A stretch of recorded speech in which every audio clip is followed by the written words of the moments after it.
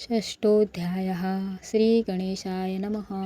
धरोनीशुत्साहात अक्षरे पंडित लिहावीत, तैसे हे स्वामी चरित्रामृत स्वामी समर्थ वदविती। मी केवळ मतिमंद कैवी वर्णू चरित्र अगाध, परी माझा हा छंद स्वामी समर्थ पुरविती। ज्याच्यावर प्रसादे करुण मुढा होय शास्त्रज्ञान, त्या समर्थांचे चरण वारंवार नमितसे। कृपाळू होऊनी समर्था वदवावे आपुल्या चरिता, श्रवणे श्रोतयांच्या चित्ता ब्रह्मानंद प्राप्त होवो। श्रुतरुची घेऊनी सुमने त्यासीच अर्पावी प्रीतीने, झाला ग्रंथ स्वामी कृपेने त्यांच्याच पदी अर्पिजे। मागील अध्यायांच्या अंती चोळप्पा विनवी स्वामी प्रती, कृपा करोनी मजवरी बडोद्यासी चलावे। भाषण ऐसे ऐकोनी समर्थ बोलती हासोनी, मल्हाररावाचिया मनी आम्हाविषयी भावनसे। म्हणून तयांच्या नगरात आम्हा जाणे नव्हे उचित, अक्कलकोट नगरात आम्हा रहाणे आवडे। ऐसे ऐकोनिया वाणी चोळप्पा खिन्न झाला मनी, त्याने सत्वर येऊनी तात्याप्रती सांगितले। ऐसा यज्ञ व्यर्थ गेला तात्या मनी चिंतावला, आपण आलो ज्या कार्याला ते न जाय सिद्धीसी। परी पहावा यज्ञ करोनी ऐसा विचार केला मनी, मग काय केले तात्यांनी अनुष्ठान आरंभिले।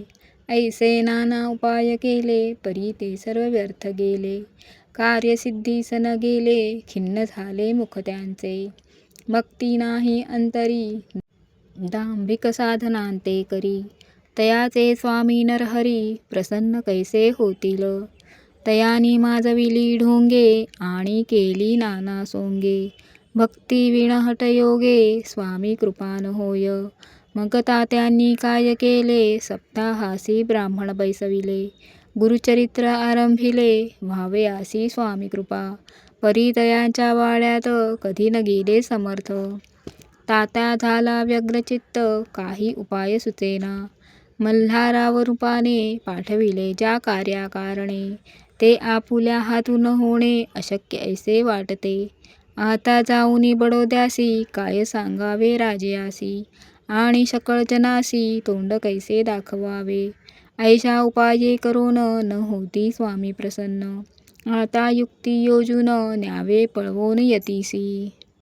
आम्ही केवळ ईश्वरमूर्ती हे नेणे तो मंदमती, म्हणून योजिली कपट युक्ती परी ते सिद्धी ते न जाय। असो कोणे एके दिवशी साधोनी योग्य समयासी, मेण्यात घालून स्वामींसी तात्या साहेब निघाले। कडप गावचा मार्ग धरिला अर्ध्या मार्गी मेणा आला, अंतर साक्षी समर्थाला गोष्ट विदित दाहली। मेण्यातून उतरले मागुती अक्कलकोटी आले, ऐसे बहुत वेळा घडले हाही उपाय कुंटला। मग पुढे राजवाड्यात जाऊन्या राहिले समर्थ, तेव्हा उपाय कुंटत टेकिले हात तात्यांनी। या प्रकारे यज्ञ केले परी तितके व्यर्थ गेले, व्यर्थ दिवस गमाविले द्रव्य खर्चिले व्यर्थची। मग अपयशा ते घेऊनी बडोद्यासी आले परतोनी, समर्थ कृपा भक्ती वाचोनी अन्य उपाय न होय। परी मल्हारराव नृपती प्रयत्न आरंभित पुढती, सर्वत्रासी विचारिती कोणे जातो स्वामीकडे। तेव्हा मराठा उमराव यशवंत तयांचे नाव, नृपकार्याची धरुणी हाव आपण पुढे जाहला। स्वामी कारणे वस्त्रे भूषणे धन आणि अमोल रत्ने, देऊनी त्याजवळी नृपाने आज्ञा दिथली जावया।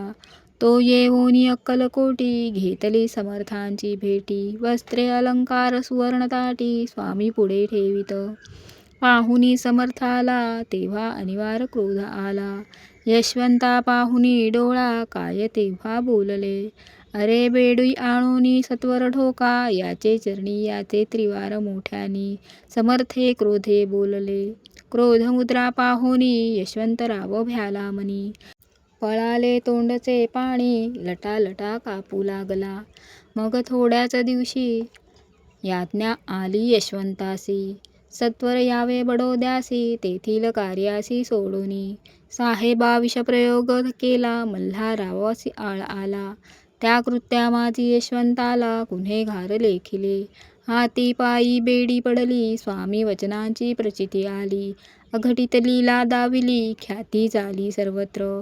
समर्थांची अवकृपा जयावरी त्याच्या कष्ट होती शरीरी.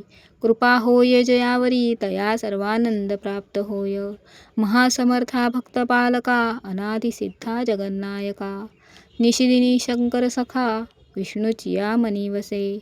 इति श्री स्वामीचरित्र सारामृत नाना प्राकृत कथासम्मत सदा भक्तपरिसोत षष्ठोऽध्यायः गूढः. इति श्री स्वामीचरित्रसारामृते षष्ठोऽध्यायः समाप्त. शुभं भवतु.